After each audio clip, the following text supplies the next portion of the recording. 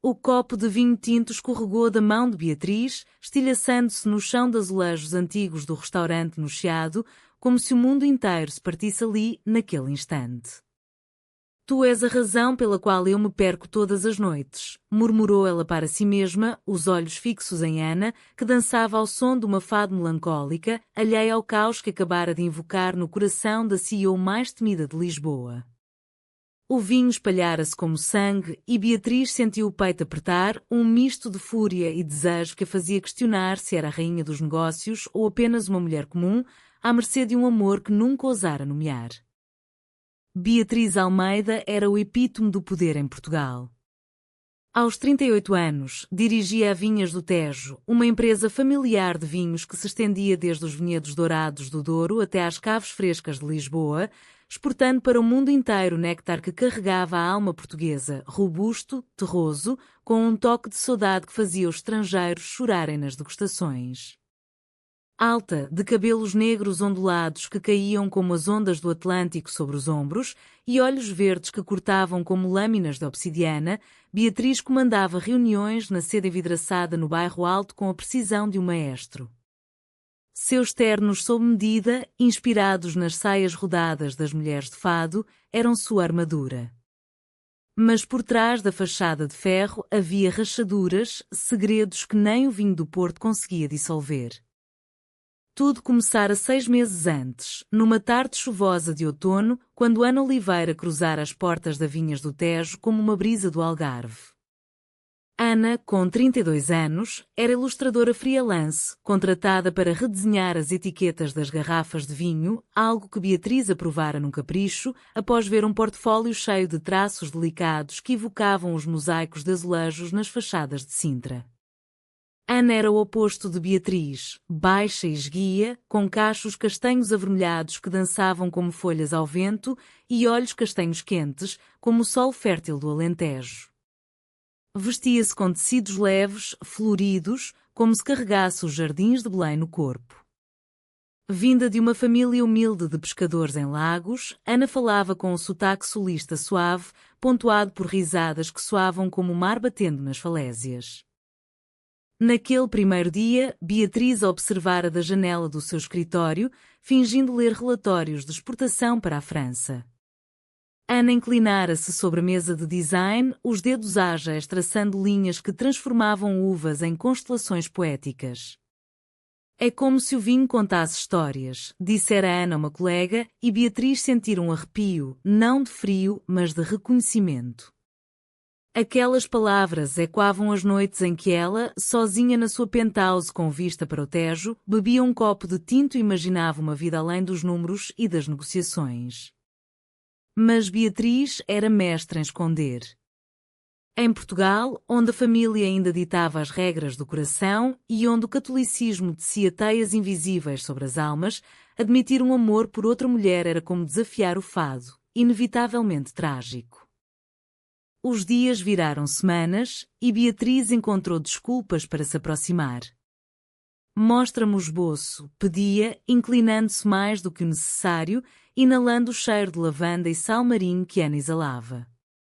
Conversas casuais sobre o melhor pastel de nata em Belém evoluíram para confidências. Ana contara sobre a mãe, viúva que tricotava redes de pesca à noite, sonhando com uma Lisboa que nunca a visitara. Beatriz, relutante, mencionara o pai, o patriarca das Vinhas do Tejo, que morrera de um infarto durante uma colheita, deixando-a com o peso de um império e um luto que ainda doía como vinho azedo.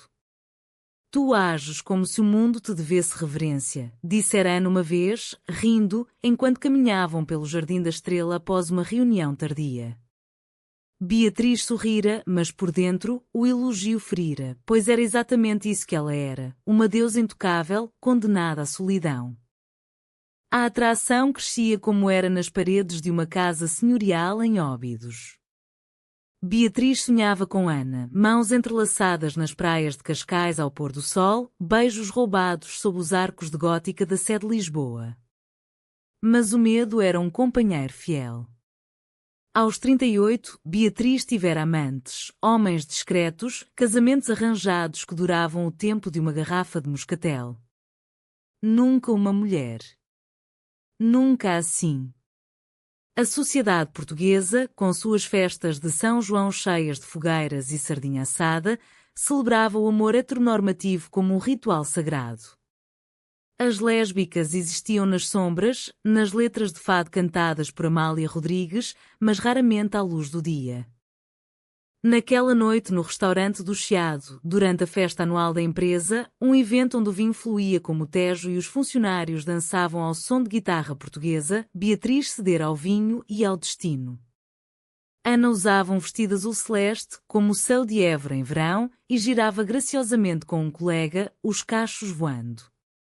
Beatriz, sentada à mesa principal com executivos e investidores, sentira o ciúme queimar como aguardente. Ela não é tua, sussurrara para si, mas o copo escorregara, o estilhaço e quando como um grito abafado. Todos se viraram. Ana parou de dançar, os olhos encontrando os de Beatriz num instante que durou uma eternidade. Beatriz? Estás bem? Perguntou Ana, correndo para ela, ajoelhando-se para limpar o vinho com um guardanapo, as mãos roçando as de Beatriz num toque elétrico. Desculpa, murmurou Beatriz, a voz rouca, como se o fado possuísse. Eu só. Tu pareces uma visão esta noite. As palavras saíram antes que pudesse contê-las, um sussurro que só Ana ouviu. O ar entre elas crepitou, carregado de promessas não ditas. Ana ergueu o rosto, os lábios entreabertos em surpresa, e por um segundo, o mundo de Beatriz parou. O som da guitarra, o tilintar de copos, o burburinho de risos, tudo se dissolveu no castanho daqueles olhos. Obrigada, respondeu Ana, a voz baixa, um rubor subindo às bochechas como o sol nascendo sobre o Douro. Tu também. Sempre tão forte, mas esta noite. Pareces vulnerável. Vulnerável. A palavra acertou Beatriz como uma flecha. Ela, que negociara fusões milionárias com a frieza de um inverno alentejano, agora tremia sob o olhar de uma ilustradora. A festa continuou, mas Beatriz mal registou os brindes, os pratos de bacalhau à brás servidos com orgulho nacional. Sua mente girava em torno de Ana, que voltara à pista, mas agora dançava com um brilho diferente, lançando olhares furtivos. Quando a noite acabou e os táxis serpenteavam pelas ruas empedradas de Lisboa, Beatriz ofereceu uma boleia à Ana. É tarde e chove, disse, como se o clima fosse cúmplice. Ana aceitou, e no banco de trás de Mercedes, com um motorista discreto, o silêncio era um vinho envelhecido, denso, cheio de sabores ocultos. Por que o copo caiu? Perguntou Ana finalmente, virando-se para Beatriz, a chuva batendo no tejadilho como um coração acelerado. Beatriz hesitou, os dedos apertando a alça da mala de couro italiano. Porque eu vi-te dançar e pensei. Pensei que se pudesse quebrar algo, talvez quebrasse esta barreira entre nós. As palavras pairaram, perigosas como o areal movediço das praias da Nazaré. Ana piscou, o peito subindo e descendo. Barreira? Beatriz, tu és a minha chefe. E eu sinto algo também. Algo que me assusta porque em Portugal amores como este. São como os fados, belos, mas feitos para doer. A confissão de Ana foi o primeiro vinho da noite, doce, inesperado. Beatriz estendeu a mão, tocando levemente o joelho de Ana sob a saia, um gesto casto, mas carregado de eletricidade. Então, que doa, sussurrou. Eu aguento a dor pelo prazer de te ter perto. O carro parou em frente ao prédio modesto de Ana em Alfama, as luzes dos candeeiros de ferro forjado dançando nas paredes caiadas. Ana não saiu imediatamente. Em vez disso, inclinou-se e roçou os lábios na face de Beatriz, um beijo de despedida que era uma promessa. Boa noite, minha Beatriz forte, disse, e desapareceu na escadaria estreita, deixando Beatriz com o coração em chamas. Na penthouse, sozinha com uma garrafa de Port Tawny, Beatriz revivia o toque. Pela primeira vez, o império parecia pequeno comparado ao vasto território do seu desejo. Mas o amanhecer traria reuniões e o segredo delas, ainda frágil como um azulejo novo, precisaria de proteção. Mal sabia ela que o destino, caprichoso como o clima do Tejo, já tecia as primeiras linhas de um mal-entendido que abalaria os alicerces do seu mundo. Os dias seguintes foram um baile de máscaras, onde Beatriz e Ana dançavam em círculos cuidadosos, trocando olhares que valiam mais que contratos milionários.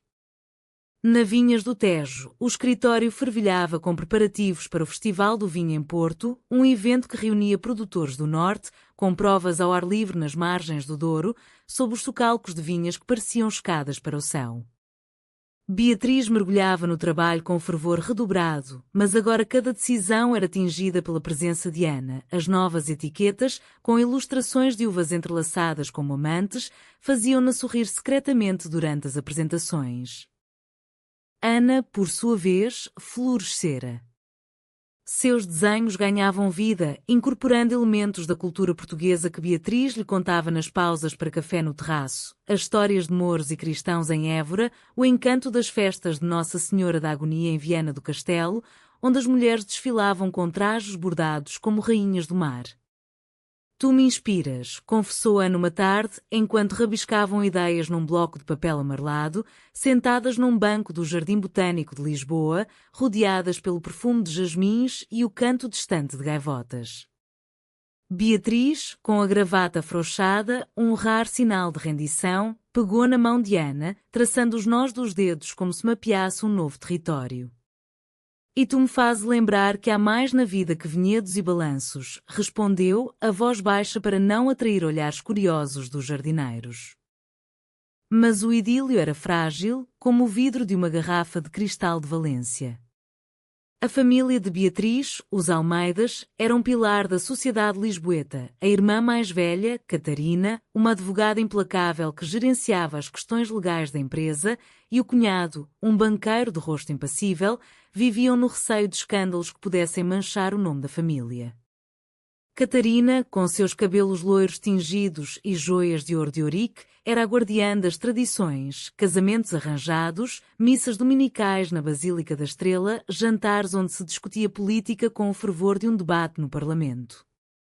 Beatriz, tu precisas de um herdeiro, dissera ela numa das visitas à penthouse, servindo chá de ervas do Minho. Não podes continuar esta vida de solteira como uma freira moderna. Beatriz rira, desviando o assunto para os lucros do trimestre, mas as palavras ecoavam. E agora, com Ana, o dilema tornava-se agudo. Como explicar um amor que desafiava as normas, num país onde o casamento igualitário era lei desde 2010, mas o preconceito ainda sussurrava nos confessionários e nas conversas de família? Beatriz decidira manter o segredo, pelo menos até ao festival em Porto, onde planeava um momento privado, um piquenique nas vinhas ao entardecer, com queijos da Serra da Estrela e confissões ao som do rio. Enquanto isso, pequenos gestos teciam a teia do seu romance. Uma mensagem de Ana à meia-noite, sonhei contigo nas falésias de Sagres, o vento levando as nossas palavras para o mar. Beatriz respondia com fotos de pôr do sol sobre o Tejo, capturadas da varanda. Encontros furtivos, um almoço num tasco escondido no bairro Alto, onde comiam bifanas crocantes e partilhavam histórias de infância. Ana contando das noites de luar em que via os barcos de pesca regressar, Beatriz recordando as colheitas no Douro, onde o pai ensinara a pisar uvas com os pés descalços, rindo como crianças. Tu és o meu vinho favorito, dissera Beatriz uma vez, os dedos entrelaçados sob a mesa, e Ana corara, os olhos brilhando como estrelas no céu de Coimbra. Mas o destino, sempre traquina como o Zé Povinho das caricaturas portuguesas, preparava uma rasteira. Durante uma reunião de equipa, onde Ana apresentava as novas etiquetas, um colega, o ambicioso Miguel, um jovem de Braga com aspirações a gerente, comentou inocentemente: estas ilustrações são tão íntimas. Parecem feitas por alguém apaixonado pelo vinho. Ou pela sua criadora. O riso geral foi leve, mas Beatriz sentiu o pânico subir. Ana gaguejou, o rosto pálido como as paredes de Óbidos, e Beatriz interveio com uma gargalhada forçada. É o talento dela, Miguel. Não romantizes o trabalho. Mais tarde, no elevador vazio, Ana confrontou-a. Foi por mim que disseste aquilo? Como se o nosso sentimento fosse uma piada? Beatriz puxou-a para um abraço rápido, o cheiro de lavanda acalmando o temporal. Não, amor. Foi medo. Medo de que nos vejam antes que estejamos prontas. Ana relaxou, mas a semente da dúvida plantara-se. Nos dias seguintes, Ana tornou-se mais reservada, os olhares menos diretos, como se o mal-entendido, ainda que pequeno, lançasse uma sombra sobre o sol delas. O festival em Porto aproximava-se, e Beatriz viajou de comboio alfa pendular, o coração leve com expectativa. Porto, com suas pontes de ferro e ruelas labirínticas da Ribeira, era a cidade dos amores eternos, onde o vinho do Porto envelhecia em casais inseparáveis. Ana juntar-se-ia a ela no hotel, sob o pretexto de supervisionar a exposição das etiquetas. Na estação de São Bento, com seus azulejos contando histórias de batalhas e reis, Beatriz esperou, um ramo de flores silvestres do Jerez na mão, um gesto romântico, inspirado nas bolsas das Romarias Minhota. Ana chegou, o vestido verde como as vinhas, e o abraço foi demorado, os corpos colando-se num sussurro de saudades. O festival era um turbilhão, tendas brancas ao longo do cais da Ribeira, o ar cheio de aromas de uvas maduras e castanhas assadas, músicos tocando concertinas e violas. Beatriz apresentou os vinhos com maestria, mas seus olhos seguiam Ana, que circulava entre visitantes, explicando as ilustrações com paixão. À noite, escaparam para um barco no Douro, o vinho fluindo, as estrelas refletindo na água como diamantes. Aqui, longe de Lisboa, podemos ser nós, disse Beatriz, puxando Ana para perto, os lábios roçando a orelha dela num beijo casto, cheio de promessas. Ana virou-se, os olhos úmidos. Eu amo-te, Beatriz. Mas e se o mundo não nos amar de volta? Minha mãe, em Lagos. Ela reza pelo meu casamento com um bom rapaz. Beatriz apertou a mão dela, sentindo o peso da tradição portuguesa, as procissões de Corpus Christi, as bênçãos familiares que amarravam corações como redes de pesca. Nós lutaremos, como as mulheres de fado que cantam a dor e vencem. Naquele momento, sob a lua cheia, o crush escondido explodiu em confissões profundas, seladas com um beijo suave nas sombras do barco, o dor testemunha silenciosa. Mas no hotel, ao amanhecer, um telefonema de Catarina mudou tudo. Beatriz, há rumores. Uma funcionária. Íntima demais. Pensa na empresa, na família. O mal-entendido começava a inchar, como uma onda no mar da Ericeira. O sol nascente tingia o dor de ouro líquido, mas Beatriz acordou com o peito oprimido, o telefonema da irmã e quando como um fado desafinado.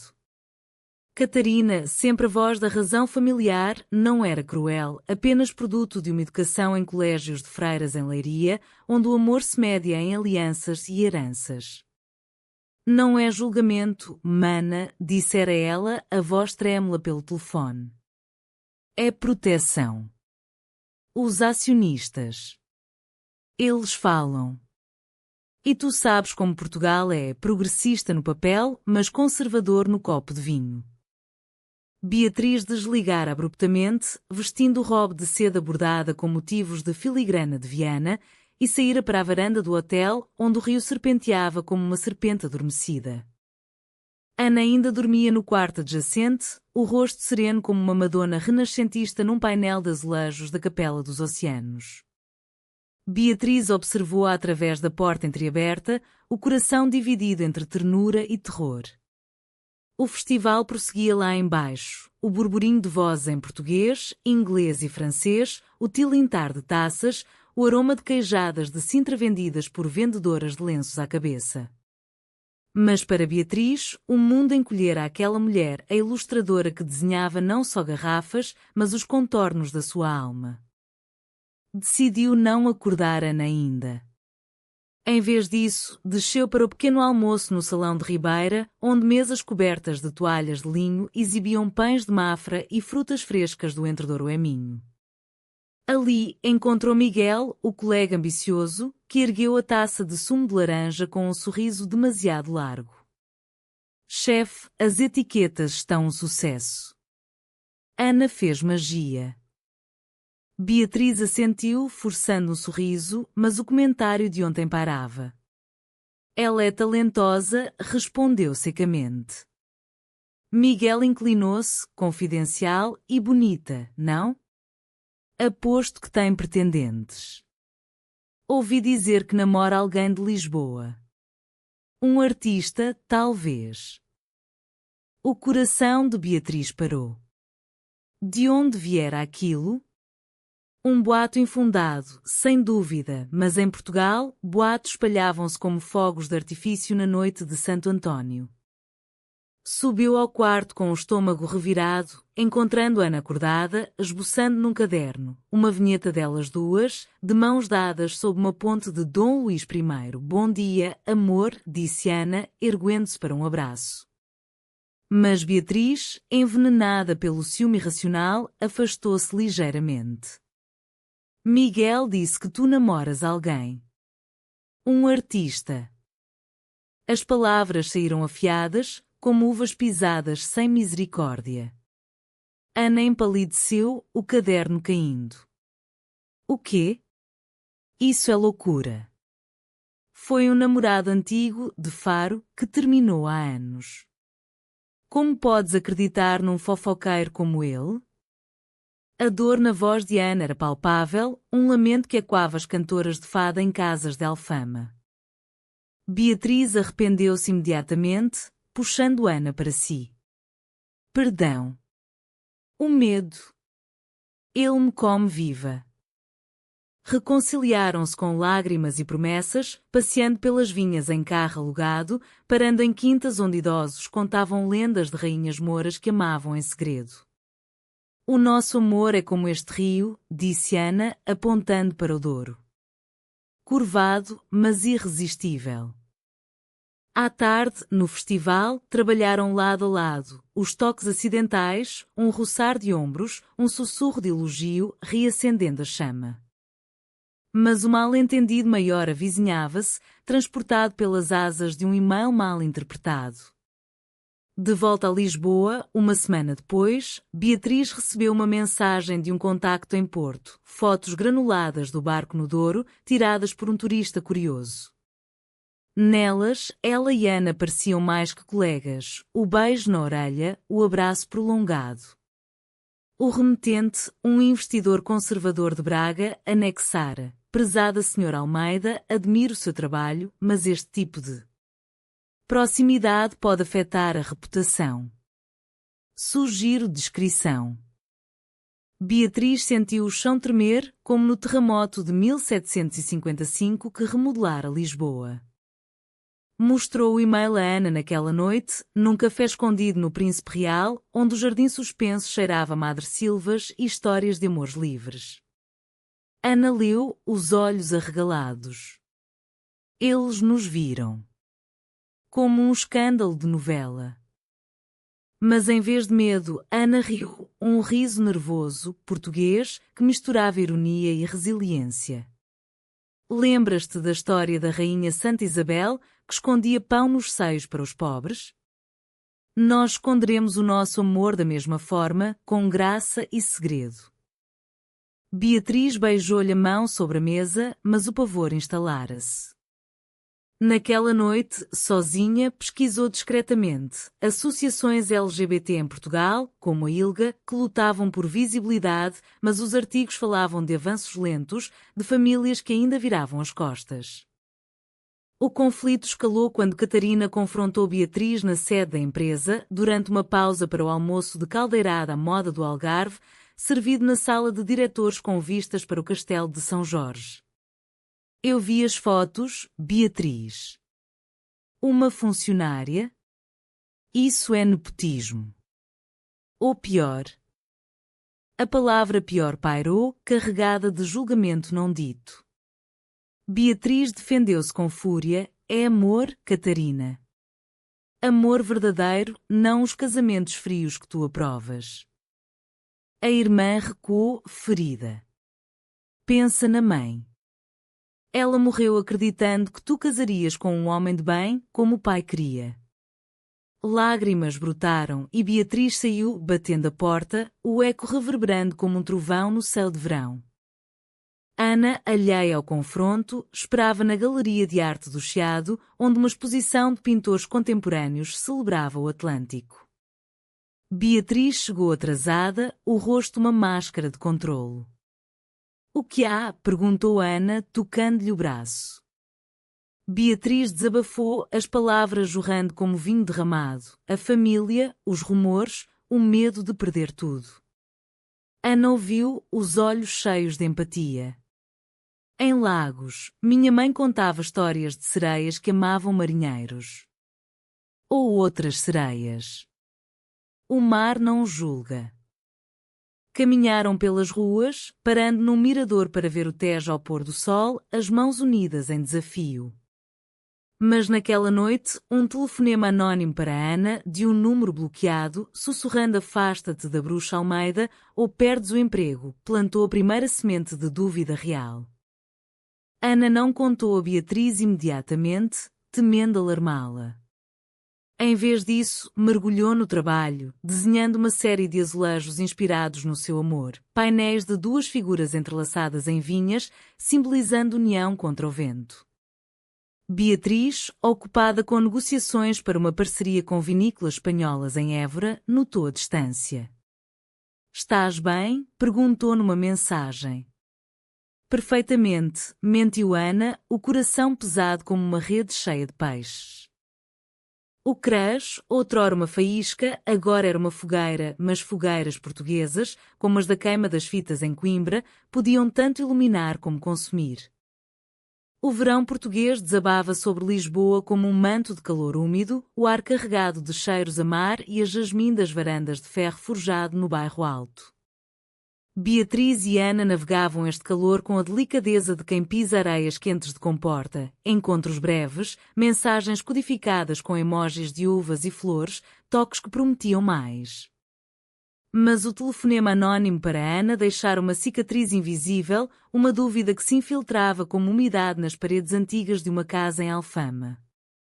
Quem faria isso? Perguntava-se Ana nas noites insones, deitada na cama estreita do seu apartamento, ouvindo o fado ecoar das tabernas vizinhas, canções de corações partidos que pareciam escritas para ela. Decidiu confrontar o medo sozinha, primeiro. Numa tarde de folga, viajou de autocarro para Belém, o mosteiro dos Jerónimos erguendo-se como um guardião de pedra contra o céu azul. Sentou-se num banco de jardim, esboçando os arcos manuelinos, mas a mente vagava para Beatriz, a forma como ela ria, grave e rara, como o trovejar distante do Gerês, os olhos verdes que a faziam sentir vista, verdadeiramente vista, num mundo que via mulheres como acessórios. Ana crescera com histórias de avós que tricotavam à lareira em Lagos, sussurrando sobre amores proibidos entre pescadoras, lendas que o turismo do Algarve romantizara, mas que carregavam a dor real da marginalização. Eu não serei marginal, murmurou para si, traçando uma linha ousada no papel, duas silhuetas beijando-se sob uma caravela. Enquanto isso, Beatriz enfrentava o seu próprio vendaval. A parceria com as vinícolas de Évora avançava, mas os rumores espalhavam-se como videiras selvagens. Numa reunião com o conselho, um acionista idoso de Setúbal, com bigode grisalho e sotaque alentejano arrastado, insinuou: Senhor Almeida, ouvi falar de distrações pessoais. Num negócio familiar, a descrição é como o azeite, essencial. Beatriz rebateu com fatos, lucros up 15%, exportações para Brasil em alta, mas por dentro, fervia. Após a reunião, ligou para Ana: Vem ao meu escritório. Preciso de ti. Ana chegou meia hora depois, o cabelo preso num coque frouxo, um vestido de algodão leve como as brisas de Cabo de Roca. No escritório, com as persianas semicerradas filtrando o sol, Beatriz contou tudo. O acionista, a pressão da família, o medo de que o amor delas se tornasse um escândalo nas páginas do Correio da Manhã. Ana ouviu, sentada na beira da secretária de mogno, as pernas balançando como uma criança. Então, o que fazemos? Fugimos para as Ilhas da Madeira, como amantes em fado? Beatriz riu, puxando-a para um abraço, os corpos colando-se num conforto que desafiava o mundo exterior. Não fujo. Guto. Mas contigo, só contigo. O beijo que se seguiu foi profundo, mas casto, lábios se demorando, mãos nas costas, um juramento silencioso sob o retrato do avô de Beatriz, um viticultor de mãos calejadas pendurado na parede. No entanto, o conflito familiar explodiu como uma garrafa de espumante mal tampada. Catarina organizou um jantar na casa de família em Cascais, uma vila branca com jardim de buganvílias e vista para o Atlântico, onde jantares dominicais eram rituais de bacalhau com natas e debates sobre o fado como património Unesco. Beatriz chegou relutante, Ana recusara o convite por trabalho, mas o ar estava carregado. Durante o prato principal, rojões à transmontana, tenros e picantes, Catarina largou a bomba. Eu contratei um investigador privado, Beatriz, para proteger a empresa.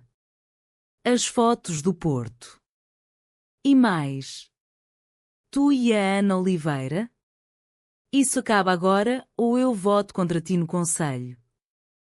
O garfo de Beatriz caiu, tilintando no prato de porcelana de Vista Alegre. O cunhado tossiu, desconfortável, e os sobrinhos pequenos fugiram para o jardim, alheios ao drama. Irmã, tu ages como a Inquisição, cuspiu Beatriz, os olhos flamejando. O amor não é um ativo para balances. É o que nos torna humanos, não máquinas de herança. Catarina chorou, as lágrimas salgadas como o mar de Setúbal. E a mãe? Ela queria netos, uma linhagem. Tu estás a trair isso. A discussão arrastou-se até à sobremesa, pudim de ovos de Aveiro, com Beatriz defendendo a modernidade de Portugal, os casais do arco-íris nas marchas do orgulho em Lisboa, as leis que permitiam a adoção. Mas Catarina, ancorada na tradição, retrucou: leis são papel. A família é sangue. Beatriz saiu enfurecida, dirigindo o Porsche pela Marginal até ao farol de Cabo da Roca, o ponto mais ocidental da Europa, onde o vento levava como lobos. Lá ligou para Ana, a voz quebrada. Eles sabem. Catarina. Ela ameaça tudo.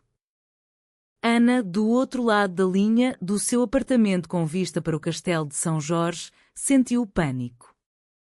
Vem cá. Nós enfrentamos juntas. Beatriz foi, e naquela noite, enroladas em lençóis de linho, conversaram até o amanhecer, planos de independência, de Ana abrindo um estúdio de ilustração, de Beatriz diversificando a empresa para vinhas orgânicas no Alentejo.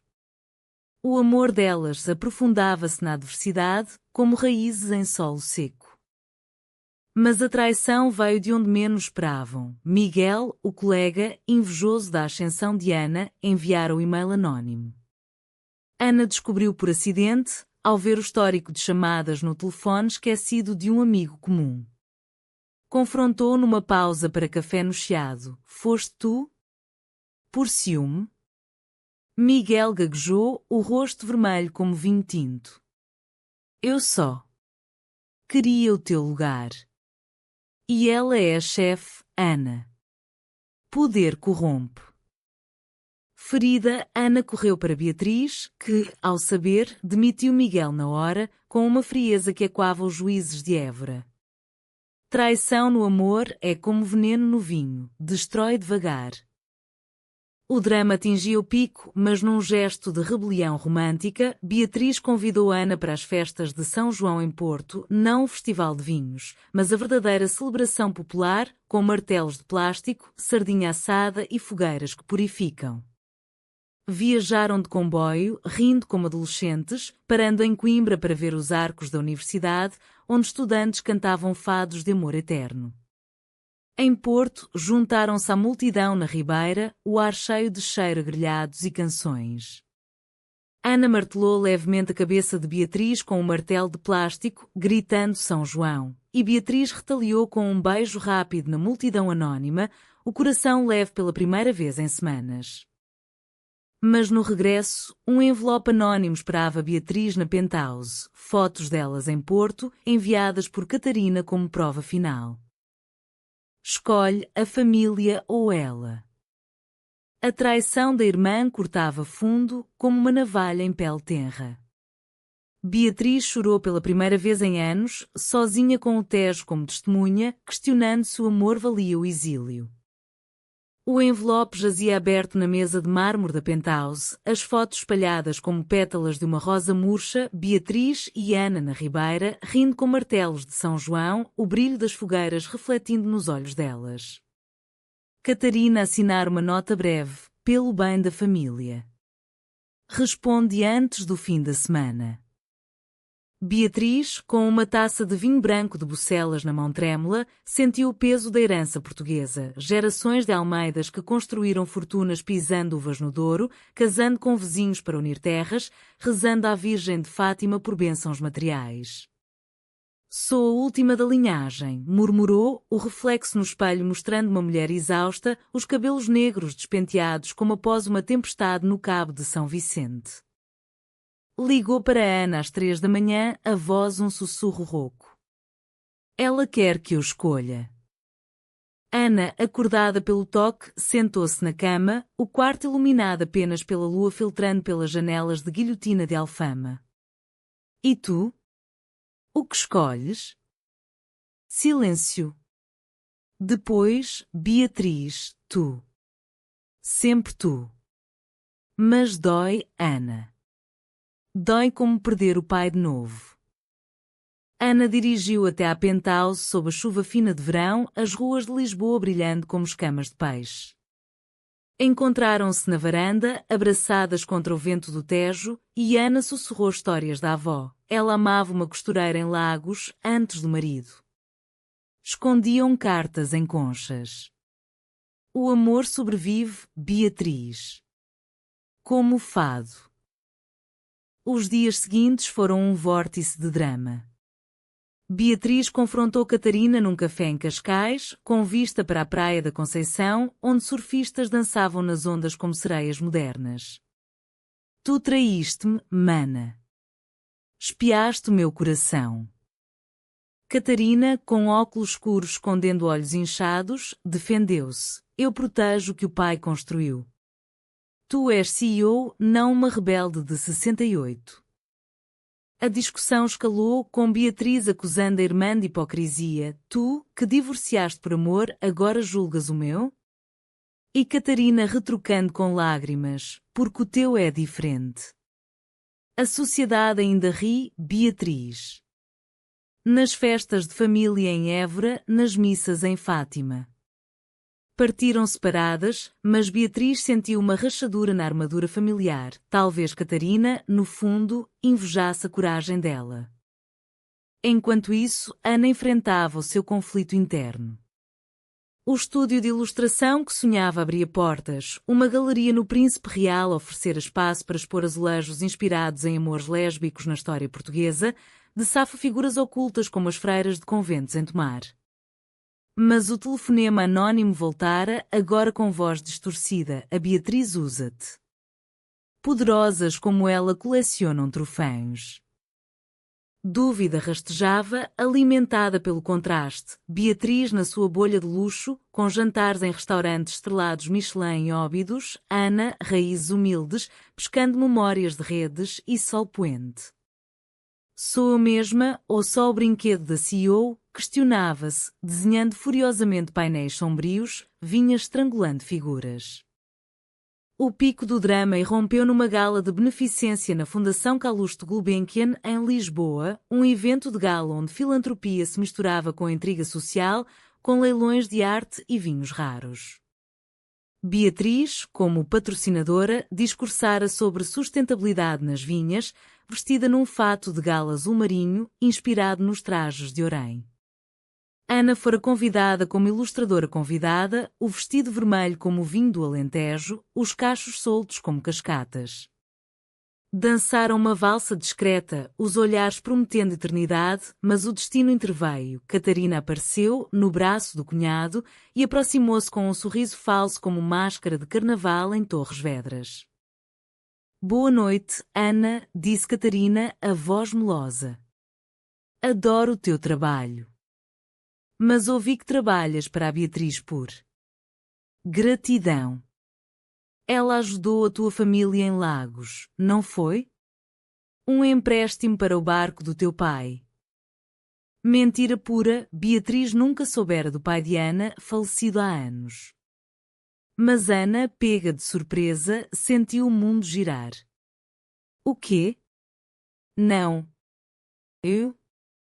Beatriz, ouvindo, empurrou a multidão. Catarina, para. Isso é calúnia. A irmã sorriu friamente. Só fatos, mana. Pergunta a tua musa. Ana, ferida, fugiu para o jardim dos jardins da Gulbenkian, onde fontes murmuravam como confissões. Beatriz seguiu-a, encontrando-a encostada a uma estátua de mármore, lágrimas escorrendo. É verdade? Ajudaste a minha família por mim? Beatriz negou veementemente, ajoelhando-se na relva úmida. Nunca. Catarina mente para nos separar. Eu amo-te por ti, Ana, pela tua luz, não por dívidas. Mas o dano estava feito.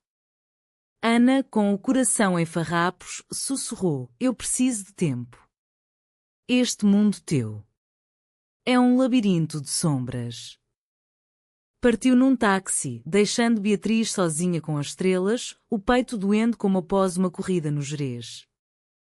Os dias que se seguiram foram de silêncio radioativo. Beatriz mergulhou no trabalho, expandindo parcerias para o Dão, mas cada garrafa selada lembrava selos em cartas não enviadas. Ana isolou-se no estúdio, pintando furiosamente, azulejos de corações partidos, vinhas secas sob céus de chumbo. Amigas de Faro ligaram, oferecendo colo. Vem para o sul, miúda. O mar cura. Mas Ana resistiu, lendo poemas de Sofia de Melbreiner, versos sobre amores que renascem das cinzas, como fênix em lendas lusitanas.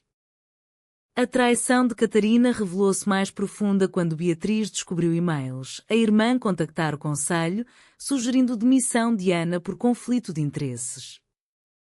Fúria impulsionou Beatriz a uma reunião de emergência na vinícola de Évora, onde, sob os arcos de cortiça centenários, anunciou: qualquer um que ameace o meu pessoal ou o meu coração está fora. Acionistas murmuraram, mas o carisma dela, forjado em colheitas duras, prevaleceu. Demitiu Catarina do cargo legal, não por ódio, mas por sobrevivência. Tu és família, mas o amor é a minha nova linhagem. Ana, ao saber pela notícia num jornal online, CEO da Vinhas do Tejo reestrutura diretoria em drama familiar, sentiu o chão tremer. O mal-entendido, alimentado por mentiras, começava a desmoronar. Ligou para Beatriz ao pôr do sol, do terraço do estúdio. Eu errei. Não por dúvida, mas por medo. Volta para mim? Beatriz, na estrada para Lisboa, acelerou, o coração cantando como uma guitarra portuguesa. O entardecer em Lisboa pintava o céu de tons de laranja e púrpura, como o vinho do Dão misturado com o fogo do sol poente sobre as 7 colinas. Beatriz estacionou o carro em frente ao prédio de Ana em Alfama, o motor ainda ronronando como um coração acelerado. Subiu as escadas estreitas, o cheiro de jasmim e fado misturando-se ao de pão fresco das padarias noturnas. Ana esperava à porta, os olhos castanhos inchados de lágrimas secas, o vestido simples de algodão agora amarrotado como uma bandeira de rendição. Eu pensei que te perdera, murmurou Beatriz, e Ana puxou-a para dentro, os braços envolvendo-a como raízes de sobreiro no Alentejo. Na sala pequena, iluminada por velas tremulosentes, um ritual que Ana aprendera com a mãe para afastar maus espíritos, sentaram-se no sofá gasto, mãos entrelaçadas. Ana contou tudo, as dúvidas, os telefonemas, o medo de ser a amante da CEO, um troféu num mundo de desigualdades. Beatriz ouviu, limpando lágrimas com o polegar, a voz suave como o vinho verde de verão. Eu errei em esconder-nos. Pensei proteger-te, mas só te isolei. Em Portugal, o amor lésbico não é escândalo, é revolução, como as mulheres que marcharam em 1974 pela liberdade. Referia-se à Revolução dos Cravos, onde flores substituíram balas e onde, nas sombras, amores como o delas brotavam. Reconciliação veio em camadas, como um pastel de nata, doce, crocante por fora, macio dentro. Beatriz confessou a demissão de Catarina, não vingança, mas fronteira. Ela ligou hoje. Chorou, pediu perdão. Disse que o medo a cegara, como muitos na nossa geração. Ana assentiu, traçando círculos no dorso da mão de Beatriz. Minha mãe sabe agora. Liguei para Lagos esta tarde. Contou-me da costureira. E abençoou-nos com o rosário na mão. Riram o som libertador e quando nas paredes caiadas. Dias viraram semanas de cura. Beatriz integrou Ana na empresa não como subordinada, mas parceira criativa, um projeto de etiquetas colaborativas inspiradas em azulejos de amores míticos, Perséfone e as deusas, adaptadas ao panteão lusitano. Viajaram para o Algarve, onde Ana mostrara a Beatriz as falésias de Lagos, pintadas de ouro ao amanhecer. Nadaram nuas na praia deserta de Dona Ana, não em luxúria, mas em liberdade, o mar lavando dúvidas como salga bacalhau. Aqui o oceano não julga, disse Ana, flutuando ao lado de Beatriz, os corpos tocando na água fresca. A família de Beatriz, aos poucos, rendia-se. Catarina visitou a penthouse com os sobrinhos, trazendo queijos da serra e um pedido formal de tréguas. Eu vi o vosso amor nas fotos. Não como escândalo, mas como força. Jantaram sardinha assada na varanda, as crianças desenhando com Ana, que ensinava traços de ondas e vinhas. Beatriz observava, o coração pleno, sentindo o pai sorrir do além, ele, que amara a mãe com a ferocidade de um vendaval minhoto. O clímax do perdão veio na Marcha do Orgulho em Lisboa. Beatriz e Ana marcharam de mãos dadas pela Avenida da Liberdade, bandeiras arco-íris tremulando como velas de caravela. A multidão cantava a portuguesa adaptada, com versos de amor universal, e Catarina juntou-se no final, um abraço coletivo selando feridas. Somos Almeidas e Oliveiras agora, brincou Beatriz, e riram sob os confetis. A história delas não acabou em conto de fadas. Portugal, com sua saudade inerente, ensina que o amor é jornada, não destino. Abriram uma linha de vinhos raízes entrelaçadas, com rótulos de Ana celebrando uniões diversas, uvas de Douro e Alentejo misturadas, simbolizando fusão. A empresa prosperou, exportando não só néctar, mas mensagens de inclusão, parcerias com associações LGBT, doações para abrigos em Faro. Numa noite de outono, de regresso ao restaurante do Chiado onde tudo começara, Beatriz ergueu uma taça de tinto para Ana, ao nosso mal-entendido resolvido e aos que virão, pois o amor é assim, drama e graça. Ana sorriu, os olhos brilhando como o Tejo ao luar. E à poderosa Beatriz, que aprendeu a ser vulnerável. Beijaram-se ao som de fado, não de dor, mas de esperança, um fado novo, onde as mulheres amam à luz do dia, entre azulejos e vinhas, num Portugal que, devagar, aprende a abraçar todos os corações. Anos depois, com uma filha adotada de um orfanato em Évora, uma menininha de cachos castanhos e olhos verdes, sentavam-se no jardim da nova casa em Sintra, cercadas por palmeiras e ecos de contos de fadas. O mundo mudara um pouco mais, e elas, muito. O amor, humanizado pela luta, florescera como uma vinha resiliente, profundo, enraizado, eterno.